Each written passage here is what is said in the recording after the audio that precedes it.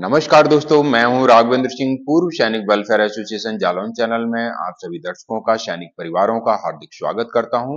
दोस्तों, आज के वीडियो में मैं आपके ही प्रश्नों का जवाब लेकर के आया हूं। इस वीडियो के माध्यम से यहां पर मैं कुछ एक प्रश्नों के जवाब देने वाला हूं, तो वीडियो को ध्यान से देखिएगा, क्योंकि आज के वीडियो में हो सकता है आपके प्रश्न का भी जवाब मिल जाए।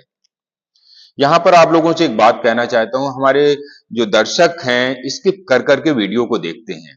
यदि आप स्किप कर करके वीडियो को देखेंगे तो आपको आपके प्रश्न का जवाब नहीं मिल पाएगा, क्योंकि देखने में आया है पिछले वीडियो में मैंने जिन प्रश्नों का जवाब दे दिया है उसी प्रश्न को आप सभी दोबारा, तिबारा और चौथी बार भी लिख रहे हैं। इसका सीधा सा मतलब है आपने वीडियो को सही ढंग से नहीं देखा है, और यदि आप ऐसे ही करके वीडियो को देखेंगे तो आपके प्रश्न का जवाब नहीं मिल पाएगा।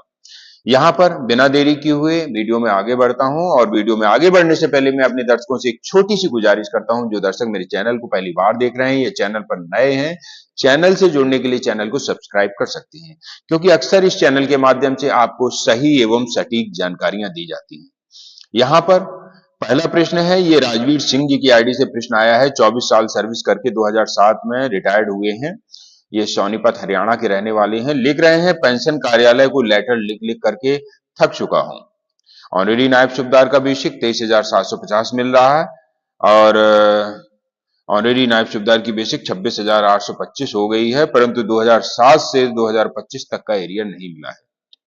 देखिए, इन्होंने जो लिखा है वो यहाँ पर कुछ एक गलत लिखा है, लेकिन मैं फिर भी इस रैंक से जुड़े हुए जो भी सैनिक या सैनिक भाई हैं उनके लिए बता देना चाहता हूं। हवलदार रैंक में यदि आपका 24 साल सर्विस हुआ है, आपको ऑनरेरी नायब सूबेदार मिला है, ओआरओपी 2 में आपकी बेसिक को 23,750 पर रखा गया था, और ओआरओपी 3 में आपकी बेसिक को बढ़ा करके 25,738 कर दिया गया, जो कि जुलाई 2024 से लागू है। अब आपने लिखा है कि 2007 से 2025 तक के एरिया, तो यहां पर यदि आपको लगता है कि 2007 का कोई एरियर रह गया है तो उसके लिए जरूर आप लिख सकते हैं, परंतु यहां पर जो ओआरओपी के हिसाब से यदि आपकी पेंशन नहीं आ रही है, पिछले ओआरओपी को देखा जाए, ओआरओपी 2 तो 2019 से लागू था, तब से लेकर के जुलाई 2024 तक का एरियर मिल जाएगा, और जुलाई 2024 से लेकर के अभी तक का ओआरओपी 3 का एरियर मिल जाए। इसके अलावा मुझे नहीं लगता है कि आपका कोई एरियर बकाया होगा, और फिर भी यदि कोई है तो जरूर बताएं और स्पष्ट करें। अगला प्रश्न है, ये दक्ष एसजी की आईडी से प्रश्न आया है। ये शायद फैमिली पेंशनर हैं और लिख रहे हैं कि ओआरओपी 3 का बेनिफिट इन्हें अभी तक नहीं मिला है। देखिए, ओआरओपी 3 का बेनिफिट क्यों नहीं मिला है? स्पर्श की मिस्टेक की वजह से नहीं मिला है, या फिर ओआरओपी में आपकी पेंशन में रिवीजन ही नहीं किया गया है। यदि स्पर्श की मिस्टेक के कारण आपकी पेंशन एडजस्टेड नहीं हो पाई है तो ये कार्य आपका अवश्य करवाया जाएगा, हमारे संगठन के माध्यम से भी करवाया जाएगा। यदि आप स्वयं जानकार हैं तो अपने पेंशन कार्यालय को लेटर लिख के अपनी पेंशन में सुधार करवा सकते हैं। तीसरा प्रश्न है, ये अफसाना जी की आईडी से प्रश्न आया है। ये लिख रहे हैं कि सर, अभी तक पेंशन का कोई मैसेज नहीं, पिछले मंथ में भी पेंशन नहीं आया है। तो मुझे लगता है शायद इनका जीवन प्रमाण सही से या सही जगह नहीं पहुंच पाया है। हो क्या रहा है, हमारे पेंशनरों का धीरे धीरे माइग्रेशन स्पर्श में हो रहा है, अधिकांशता का हो चुका है, और जिनका माइग्रेशन अभी हाल के ही दिनों में हुआ है उन्हें पता नहीं चल पाया है कि उनका माइग्रेशन स्पर्श में हो चुका है। हर वर्ष की तरह उन्होंने बैंक में जाकर ही अपना जीवन प्रमाण करवा दिया है, जबकि माइग्रेशन स्पर्श में ऑलरेडी हो चुका है, जिसके कारण उनकी पेंशन बंद कर दी गई है, क्योंकि स्पर्श पोर्टल को आपका जीवन प्रमाण नहीं मिल पाया है, इसलिए आपकी पेंशन बंद हो गई है। आप दोबारा से नए पीपीओ नंबर से, स्पर्श का पीपीओ नंबर से अपना जीवन प्रमाण ऑनलाइन स्पर्श पोर्टल को भिजवाएं, आपकी पेंशन चालू हो जाएगी, और पिछले जितने भी महीने आपकी पेंशन बंद रही है उनका सभी का एरियर के रूप में आपको पैसा मिल जाएगा। आप बिल्कुल भी चिंता न करें। यदि नहीं मिलता है तो इसके लिए आप अपने पेंशन कार्यालय से संपर्क करके अपने हक को प्राप्त कर सकते हैं। इसके अलावा ये पीवी रमन जी की आईडी से चौथा प्रश्न आया है। लिख रहे हैं, मैं सिग्नल कोर से वाई ग्रुप से हूं और नायक रैंक से रिटायर हूं, 1984 में रिटायर हुआ हूं। मेरी बेसिक 21,488 आ रही है। डिसेबिलिटी इन्होंने सब लिखा है कि मेरी पेंशन टोटल 42,741 आ रही है। मुझे एमईसीपी हवलदार मिल सकता है क्या? देखिए, मैं पहले ही अपने कई वीडियो में बता चुका हूं कि 2006 से पहले वालों को एमएसीपी का बेनिफिट नहीं दिया जा रहा है। एमएसीपी की स्कीम 2006 से प्रभावी है। 2006 या 2006 के बाद में आने वाले सैनिकों को ही एमएससीपी का बेनिफिट मिल रहा है। एक और प्रश्न पीवी रमन जी की आईडी से आया, ये लिख रहे हैं, my daughter in law now window 36 years having 6 year grand daughter, I completely depend on me, can eligible any kind of pension. ठीक है, ये लिख रहे हैं कि डॉटर इन लॉ हैं, वो अब विडो हैं, 36 ईयर की हैं और एक उनके बेटी भी है, कंप्लीटली डिपेंड ऑन मी, वो डिपेंड है आप पर। देखिए, आप रक्षा पेंशनर हैं, आपको पेंशन मिल रही है। आपकी जो डॉटर इन लॉ है, क्या उनके हस्बैंड भी सेना में थे? यदि थे तो मुझे स्पष्ट करिएगा, उसके बाद मैं आपके प्रश्न का जवाब दे पाऊंगा। पांचवा प्रश्न है, ये सुरेंद्र नाथ जी की आईडी से प्रश्न आया है, ये लिख रहे हैं कि स्पर्श में ईमेल कैसे दर्ज करें।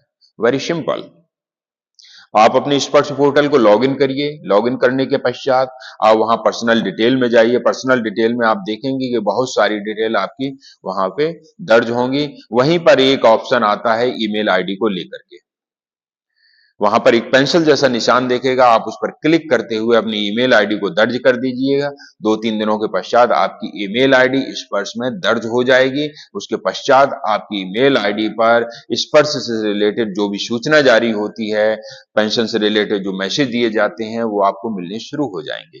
यदि आप ऐसा नहीं कर पा रहे हैं तो किसी कंप्यूटर कैफे का भी सहारा ले सकते हैं। इसके अलावा छठा प्रश्न है, और ये लिख रहे हैं शिवा प्रसाद जी, लिख रहे हैं, dear, a query about my service in 35 year in Indian air force, date of retirement 2009, Y group age junior warrant officers, what are the benefits, not no as I did not 7th CPC and commutation period of recovery. ठीक है, देखिए, आपने लिखा है कि I did not 7th CPC and commutation period of recovery, इसको स्पष्ट करिएगा। यदि आपको 7th सीपीसी के मुताबिक आपकी पेंशन नहीं आ रही है या फिर आपको कम्यूटेशन से रिलेटेड कोई समस्या है, तो आप पूर्ण विवरण के साथ मुझे संपर्क करें, आपकी पेंशन समस्या का समाधान अवश्य करवाया जाएगा। इसके अलावा एक और प्रश्न, एनके सिंह जी 9829 आईडी से एक प्रश्न आया है, ये लिख रहे हैं, मैं मणिपुर से हूं सर, मैं जून 2010 को आसम राइफल से रिटायर हुआ हूं, एमएसपी मिलेगा? बिल्कुल, ऐसे जो भी सैनिक हैं, चाहे वो आसाम राइफल के हों, चाहे आर्मी के हों, चाहे एयरफोर्स या नेवी के हों, और आप 2006 के बाद में रिटायर हुए हैं और प्रमोशन आपको नहीं मिला है, ऐसी कंडीशन में आपको एमईसीपी का बेनिफिट अवश्य दिया जाएगा और इसके लिए आप अपने पेंशन कार्यालय से, रिकॉर्ड ऑफिस से संपर्क करें, आपको आपका हक अवश्य मिलेगा। इसके अलावा एक प्रशांत कुशवाहा जी की आईडी से प्रश्न आया है, माता जी फैमिली पेंशनर हैं, पिताजी ने 1965 और 1971 का युद्ध लड़ा है, युद्ध सम्मान निधि मिल सकती है क्या? देखिए प्रशांत जी, मैं आपसे कहना चाहता हूं, यदि आपकी माता जी को सर्विस पेंशन, फैमिली पेंशन मिल रही है, तो आपको ऐसी कंडीशन में युद्ध सम्मान निधि का कोई भी लाभ नहीं मिल पाएगा।